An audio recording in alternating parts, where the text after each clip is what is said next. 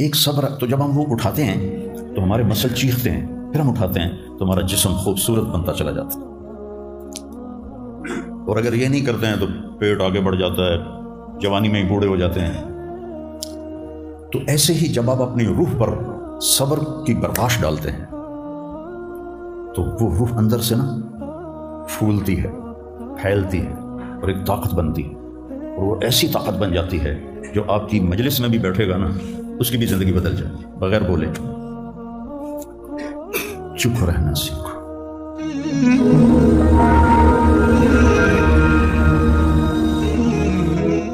السلام علیکم ورحمۃ اللہ وبرکاتہ۔ بسم اللہ الرحمن الرحیم، والصلاة والسلام علی رسولہ الکریم وعلی آلہ وصحبہ اجمعین، اما بعد۔ میرے بھائیو، دوستو اور عزیز طلبہ، اللہ تعالیٰ نے اس دنیا کو رہنے کی جگہ نہیں بنایا، یہ امتحان کے لیے ہے۔ وَلَنَبْلُوَنَّكُمْ، ضرور آزمائیں گے، وَلَتُبْلَوُنَّ، ضرور آزمائے جاؤ گے، لِيَبْلُوَهُمْ، آزمائے گا، لِنَبْلُوَهُمْ، آزمائے گا۔ کتنے قرآن میں یہ الفاظ آتے ہیں۔ تو امتحان میں تو چیز کو پیچیدہ کر کے پیش کیا جاتا ہے۔ تو بچہ پیدا ہوتے ہی مختلف گھاٹیاں اس کے لیے امتحانی ہوتی ہیں، یہاں تک کہ وہ اللہ کو راضی کر کے مر جائے اور اللہ کے پاس پہنچ جائے تو وہ ساری دنیا کے دکھ درد ایک ہوا کے چونکے سے بھول جاتا ہے۔ تو اس لیے اللہ نے اس کائنات میں اندھیرا رکھا ہے، روشنی کو لانا پڑتا ہے۔ اس کائنات کی اصل اندھیرا ہے، راستہ تلاش کرو، روشنی کو لانا پڑتا ہے۔ دنیا کا 97، اس کائنات کا 97% بالکل گھپ اندھیرا ہے، اس کے بارے میں آج تک کوئی کچھ نہیں جانتا کہ اس میں کیا ہے۔ یہ جو 3% ہے، اس میں اللہ تعالیٰ نے روشنی کا انتظام کیا ہے، یہ بھی اندھیرا۔ هو الذي جعل الشمس ضياء والقمر نورا وقدره منازل، کہ وہ سورج کو لے کر آیا اور چاند کو لے کر آیا، ورنہ اصل یہ بھی اندھیری کائنات ہے۔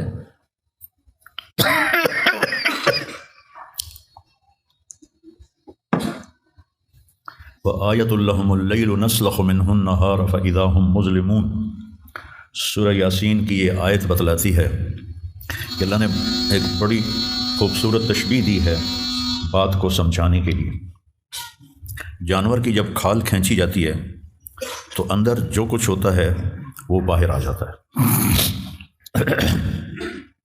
پھل کی جب کھال اتاری جاتی ہے تو اس کے جو اندر ہوتا ہے وہ باہر آ جاتا ہے۔ تو اللہ نے اس کائنات کو ایک جانور سے تشبیہ دی ہے۔ سلاخہ کہتے ہیں کھال اتارنا۔ کسائی، آپ عید پہ تو آپ سب بھی دیکھتے ہیں کہ وہ لگے ہوتے ہیں، کھال اتار رہے ہوتے ہیں۔ تو آیۃ لہم اللیل، میری نشانیوں میں سے رات ہے۔ میں کیا کرتا ہوں، اس کو دن کی کھال پہناتا ہوں، تو تم روشن دن دیکھ رہے ہو، ایک دوسرے کو دیکھ رہے ہو کہ میں نے سورج کو حکم دیا تو الشمس تجری لمستقر لہا، وہ اپنے مدار پہ چل پڑا۔ پھر میں نے چاند، ایک صبر، تو جب ہم وہ اٹھاتے ہیں تو ہمارے اتار رہے ہوتے ہیں۔ تو آیۃ لہم اللیل، میری نشانیوں میں سے رات ہے۔ میں کیا کرتا ہوں، اس کو دن کی کھال پہناتا ہوں، تو تم روشن دن دیکھ رہے ہو، ایک دوسرے کو دیکھ رہے ہو کہ میں نے سورج کو حکم دیا تو الشمس تجری لمستقر لہا، وہ اپنے مدار پہ چل پڑا۔ پھر میں نے چاند کو حکم دیا تو والقمر قدرناہ منازل، تو وہ اپنی رات کے اندھیروں میں اجالے لانے لگا۔ تو پھر میں کیا کرتا ہوں، نسلخ منہ النہار، یہ جو دن کی میں نے کھال پہنائی اندھیروں کو، اس کے اوپر سے میں دن کی روشنی کی کھال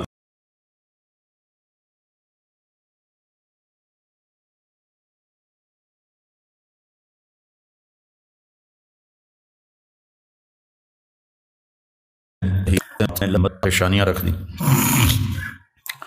تو ایسے ہی زندگی میں انسان اندھیرا اس کی آزمائشیں ہیں، اس کی پریشانیاں ہیں، اس کے غم ہیں، اس کے صدمے ہیں، اور روشنی تھوڑی دیر کے لیے جو آتی ہے وہ اس کی خوشیاں ہیں۔ جو لمحے کے لیے آتی ہیں اور غائب ہو جاتی۔ تو ہمیشہ کی خوشی جس میں غم نہ آئے وہ جنت ہے، اور ہمیشہ کا غم جس میں خوشی نہ آئے وہ جہنم ہے۔ تو اللہ جب جنت والی جنت میں چلے جائیں گے اور جہنم والے جہنم میں چلے جائیں گے تو اللہ کہے گا یا اہل الجنہ، اے جنت والو، وہ کہیں گے لبیک ربنا وسعدیک، یا رب ہم حاضر ہیں۔ تو اللہ پوچھے گا کم لبثتم فی الارض عدد السنین، فیصل آباد میں کتنی زندگی گزاری تھی؟ تو سارے کہیں گے نوح علیہ السلام سمیت جنہوں نے 1400 سال کی زندگی پائی، 950 سال تو تبلیغ کی، 400 سال اوپر گزارے، وہ بھی کہیں گے یومن او بعض یوم، یا اللہ یا ایک دن گزارا تھا یا آدھا دن گزارا تھا۔ تو اللہ تعالیٰ فرمائیں گے نعم ما اتجرتم، شاباش، مبارک ہو، بہت خوبصورت تم نے تجارت کی، دن آدھے دن کی،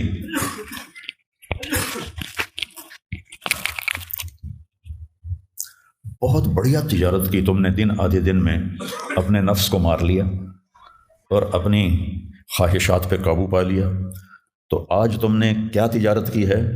تم نے رحمتی و کرامتی و جنتی، تم نے ان ناگواریوں کو برداشت کرنے کے بدلے میں میری دائمی رحمت کو خریدا، میرے دائمی اکرام کو خریدا، اور میری ہمیشہ کی جنت کو خریدا۔ خالدین فیہا، جاؤ مزے کرو، کوئی موت نہیں۔ تو میرے نبی نے فرمایا اگر موت ہوتی تو یہ خوشی سے مر جاتا، لیکن موت ہے نہیں۔ پھر اللہ تعالیٰ جہنم والوں کو پکارے گا یا اہل النار، وہ کہیں گے لبیک ربنا وسعدیک۔ تو اللہ پوچھیں گے کم لبثتم فی الارض عدد السنین، کتنی عمر گزاری دنیا میں؟ تو سب سے لمبی عمر پانے والی قوم عاد تھی، عرب۔ ایک عرب بائدہ ہیں، ایک عرب عاربہ ہیں۔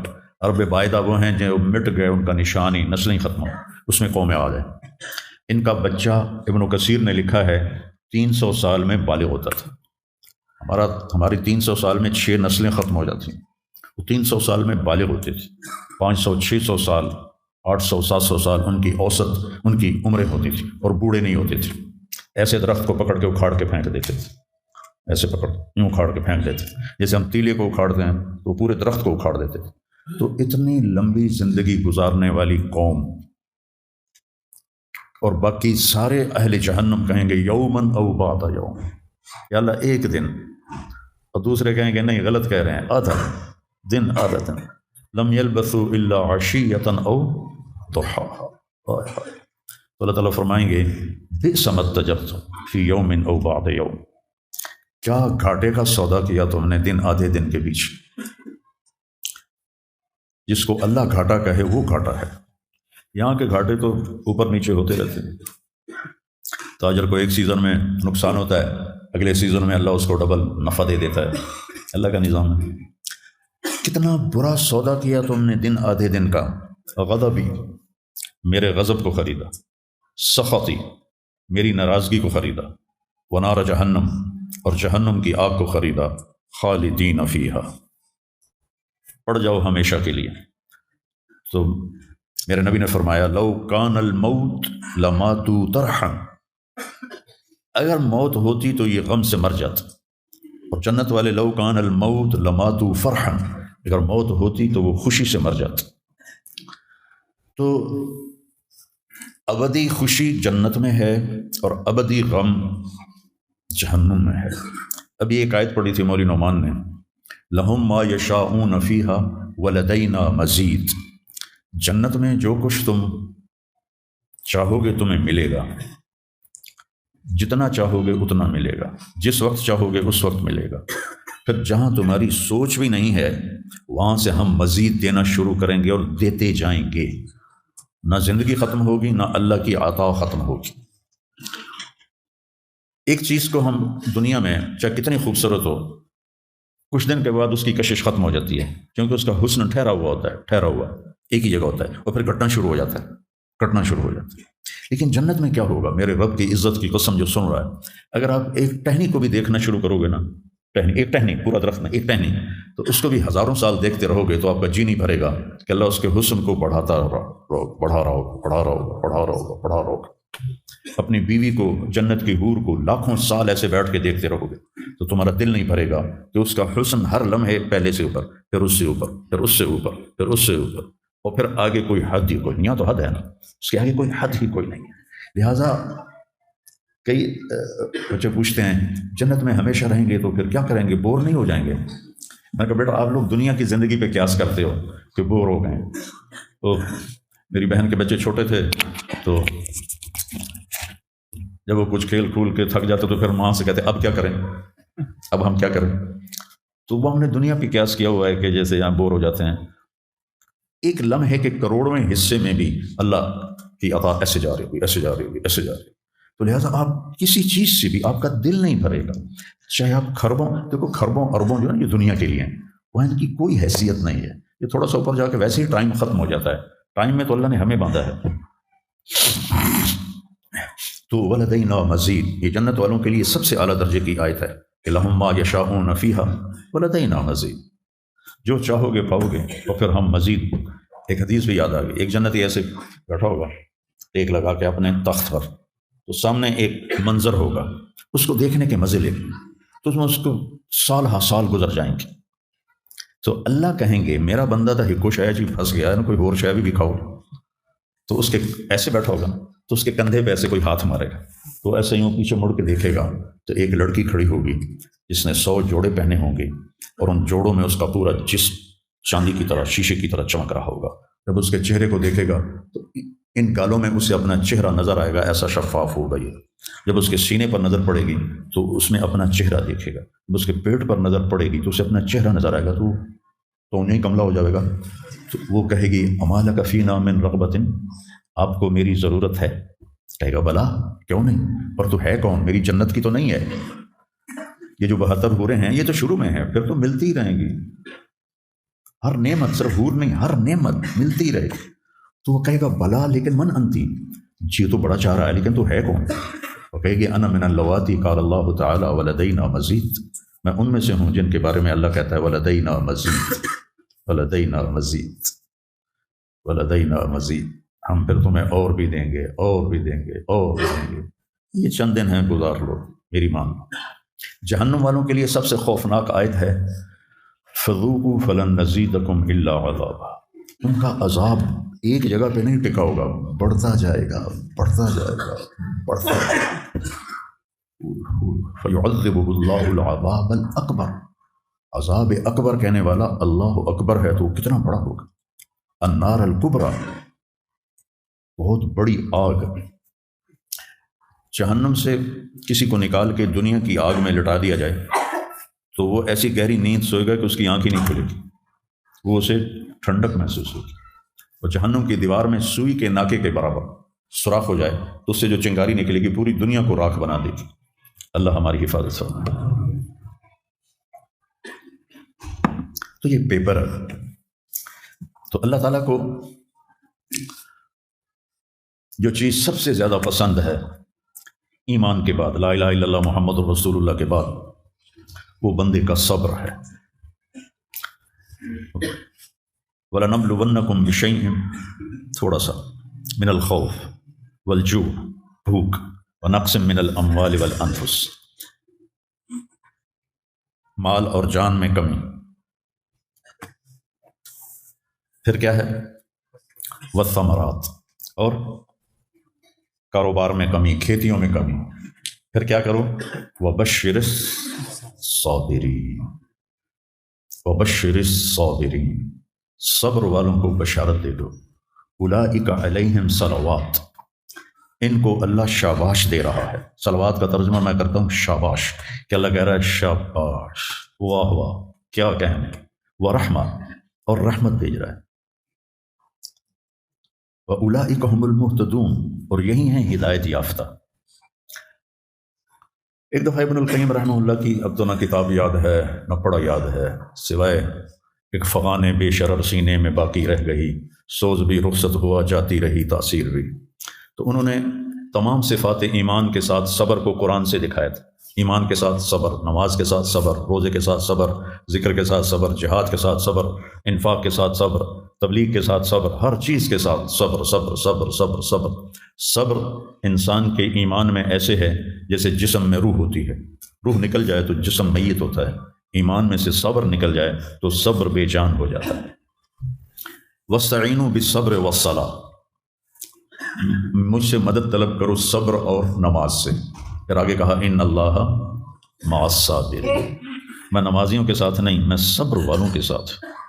پھر صبر دو طرح کا ہے، ایک ہے جس پر ہمارا اختیاری کوئی،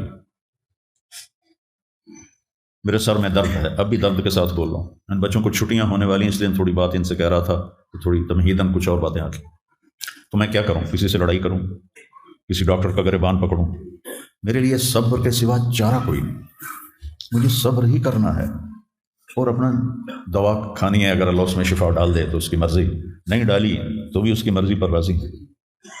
یہ صبر ہے غیر اختیاری، اس پر بھی بہت بڑا اجر ہے۔ میرا جوان بیٹا میرے ہاتھوں سے نکل گیا، میں نے اپنے ہاتھوں سے اسے قبر میں اتارا، یہ صدمہ مجھے بھولتا ہی نہیں۔ ساری زندگی بڑی آزمائش، شہرت آپ کو نظر آتی ہے کہ بڑی واہ واہ ہو رہی ہے، بڑا یہ ہو رہا ہے وہ ہو رہا ہے، لیکن اس کے اندر اتنی آزمائشیں ہیں، اگر اللہ سے ڈر کے آدمی چل رہا ہو تو پھر اس میں اتنے امتحان ہیں کہ آدمی، کیا تو بچا بچا کے نہ رکھ اسے، تیرا آئینہ ہے وہ آئینہ، کہ شکستہ ہو تو عزیز تر ہے نگاہ آئینہ ساز میں، دل ایسے ہی پارا پارا ہو جاتا ہے، برداشت کر ایک صبر۔ تو جب ہم وہ اٹھاتے ہیں تو ہمارے مسل چیختے ہیں، پھر ہم اٹھاتے ہیں تو ہمارا جسم خوبصورت بنتا چلا جاتا ہے، اور اگر یہ نہیں کرتے ہیں تو پیٹ آگے بڑھ جاتا ہے، جوانی میں ہی بوڑھے ہو جاتے ہیں۔